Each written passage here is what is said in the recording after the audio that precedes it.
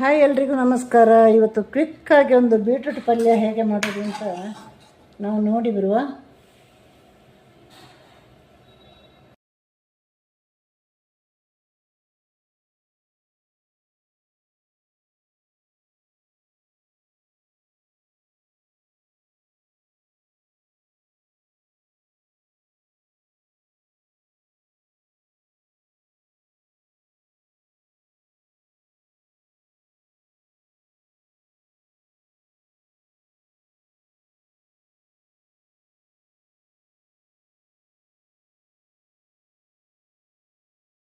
ಈಗ ಪಲ್ಯ ಮಾಡಲಿಕ್ಕೆ ಶುರು ಮಾಡೋಣ.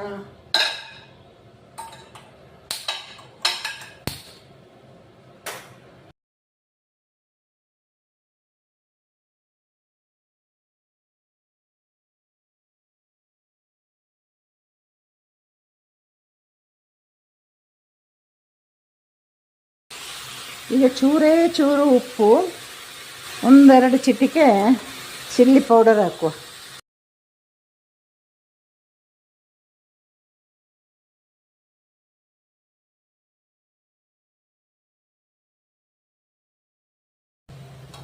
ಇವಾಗ ಇದನ್ನು ಚೆನ್ನಾಗಿ ಮಿಕ್ಸ್ ಮಾಡಿ ನಮ್ಮ ಫ್ಲೇಮನ್ನು ಚಿಕ್ಕದಾಗಿ ಇಟ್ಕೊಳ್ಬೇಕು. ಮೀಡಿಯಮ್ ಅಥವಾ ಸಣ್ಣ ಫ್ಲೇಮಲ್ಲಿಟ್ಟು ಪಲ್ಯ ಮಾಡಬೇಕು.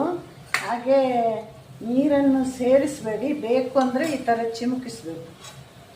ನೀರನ್ನು ಸೇರಿಸಬಾರ್ದು ಜಾಸ್ತಿ, ಪಲ್ಯಕ್ಕೆಲ್ಲ ಚೆನ್ನಾಗಿರೋದಿಲ್ಲ.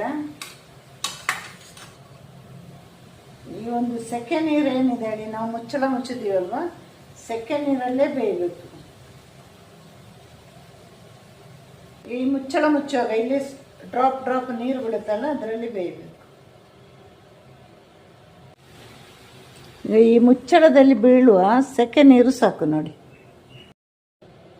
ಈಗ ಒಂದು 5-6 ಬೆಳ್ಳುಳ್ಳಿ ಹೆಸರನ್ನು ಗುದ್ದಿದ್ದೇನೆ. ಹಾಗೆ ನಾನು ಕರಿಬೇವು ಸೊಪ್ಪು ಹಾಕೋದು. ಇದು ಬೇಯ್ತಾ ಬರುವಾಗ ಇನ್ನೊಂದು 5 ನಿಮಿಷ ಬೇಯಬೇಕದು.